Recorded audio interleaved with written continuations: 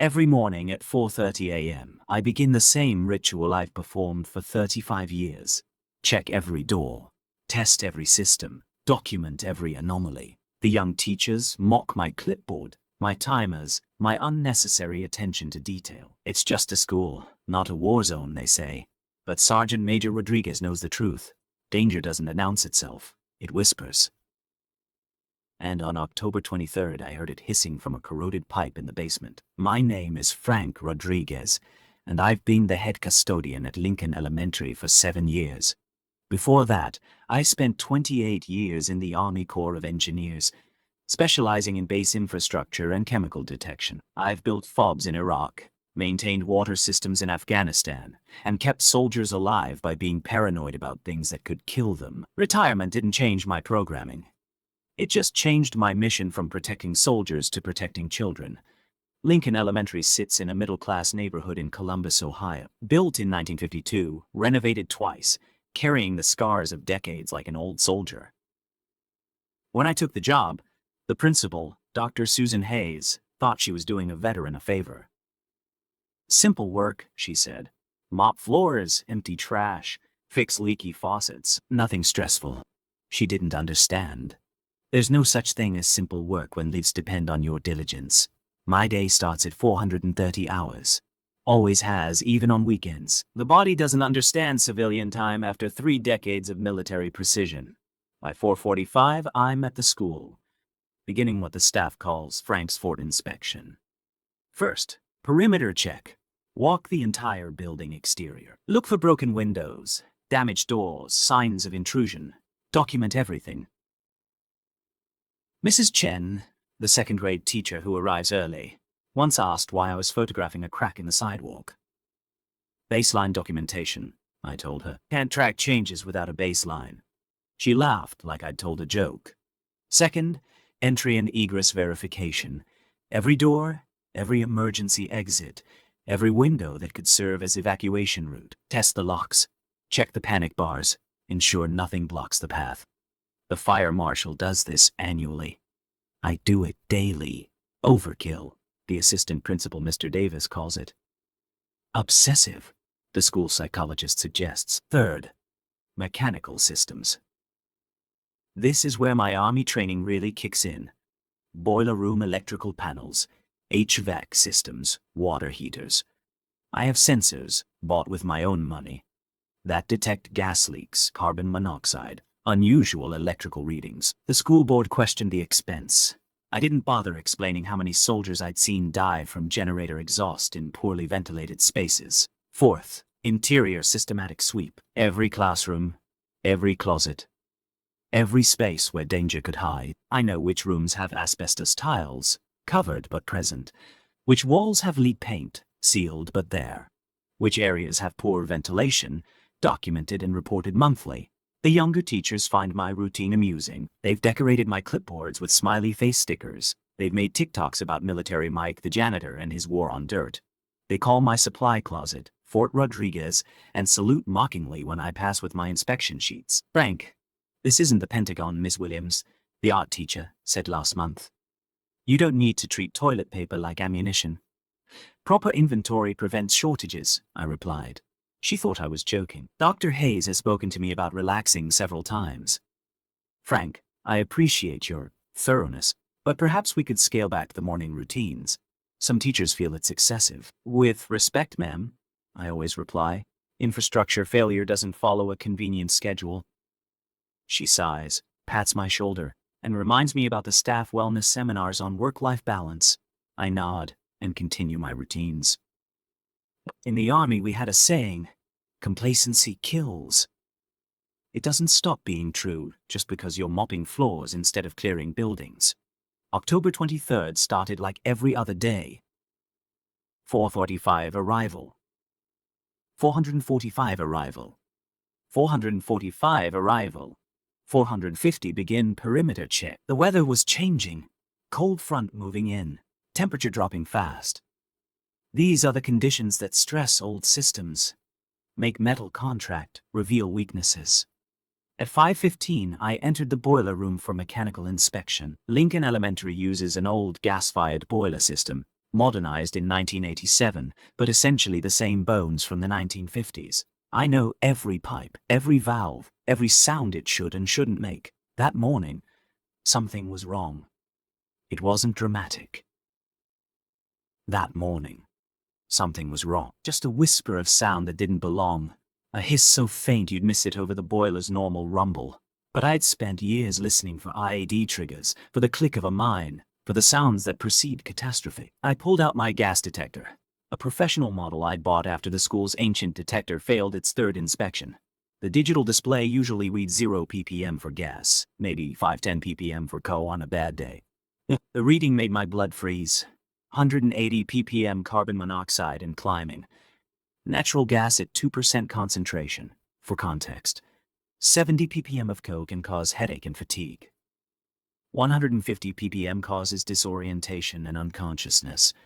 400 ppm is fatal within hours, and we were climbing toward that, with 200 children arriving in 45 minutes. The leak source was a corroded joint in the main gas line, hidden behind the boiler where annual inspections might miss it. The carbon monoxide was backing up from a blocked exhaust vent, probably a bird's nest or debris from the storm last week. A perfect storm of mechanical failure. Training kicked in. No panic, just action. Step 1. Shut off the main gas valve, the big red handle that I check every morning, that I'd reported as sticky 3 times in the last month.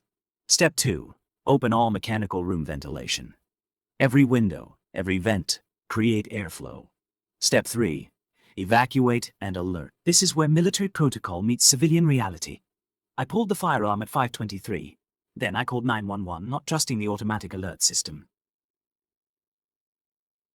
Lincoln Elementary School. Confirmed gas leak and carbon monoxide buildup in mechanical room. Readings at 200 ppm and climbing.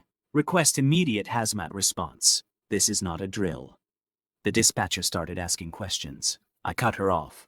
Ma'am, I'm a retired Army CBRN specialist. The building is contaminated. We need evacuation and ventilation now. First bus arrives in 37 minutes. Next, I called Dr. Hayes. She answered on the third ring, groggy. Frank? Why is the fire alarm? Gas leak. Co-buildup. This is real. Implement full evacuation protocol. No one enters the building. To her credit, she didn't argue. How bad? Potentially fatal concentrations.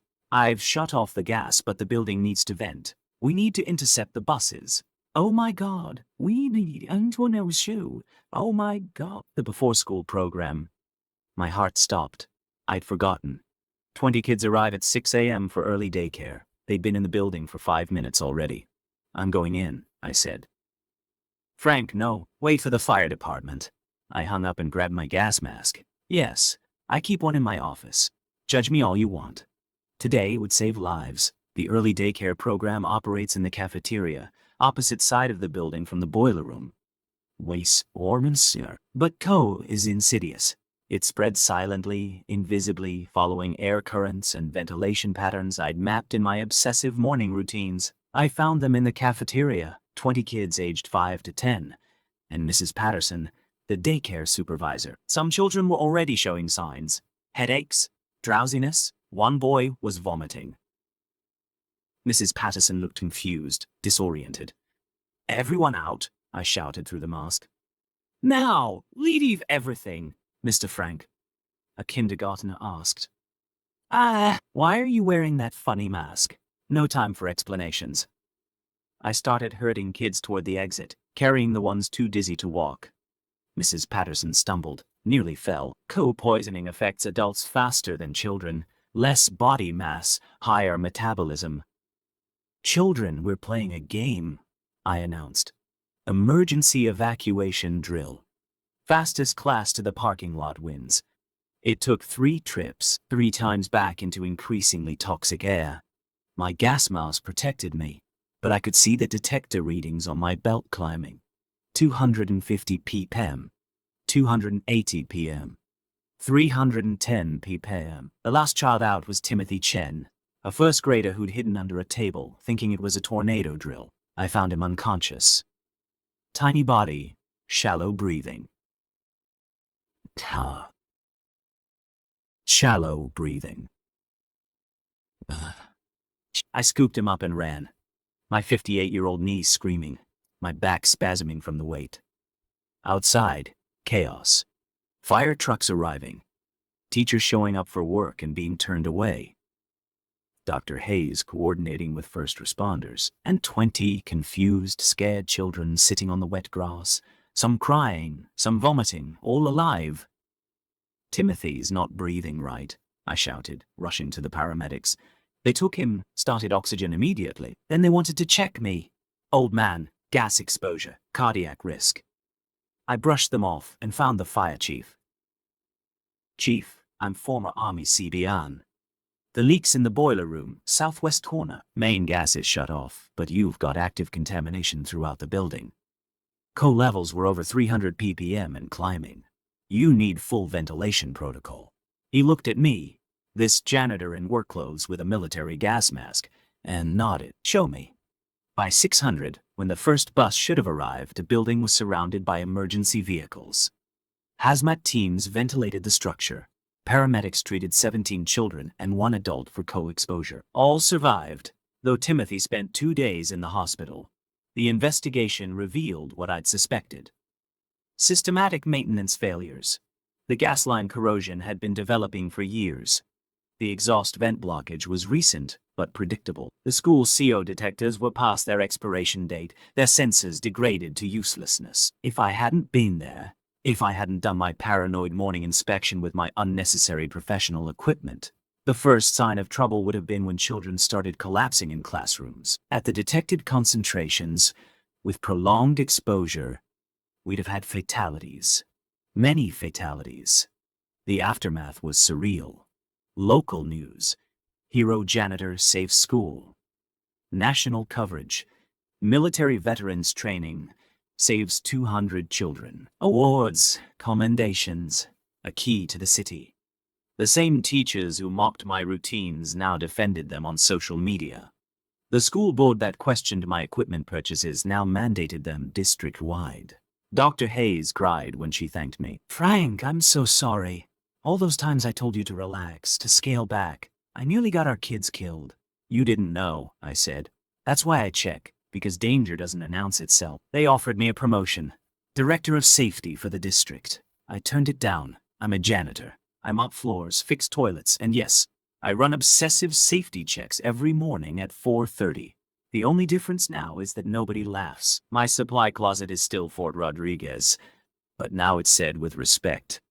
New teachers are told about the day the crazy janitor's military paranoia saved the school. They watch me do my morning rounds with clipboards and sensors, and they understand. This isn't obsession. It's duty. The young teachers don't make TikToks mocking my routine anymore. Instead, they bring me coffee at 500 and ask about my inspections. Some mornings they even join me, learning to see their workplace through the eyes of someone trained to spot danger. "Why do you check the same things every day?" a new teacher asked recently. "Oh, doesn't it get boring?" "Ask Timothy Chen if it's boring," I replied. "Ask his parents if my routine is unnecessary." I still have my gas mask. I still buy detection equipment with my own money. I still document every crack, every anomaly, every whisper of danger in the building I protect. Because that's what soldiers do. We protect. The uniform comes off, but the mission continues. Some people think danger only exists in war zones. Those people have never seen a 6-year-old unconscious from carbon monoxide poisoning. They've never carried a child out of a building filling with invisible death. They've never stood between innocence and catastrophe with nothing but training and vigilance. Lincoln Elementary is my post now.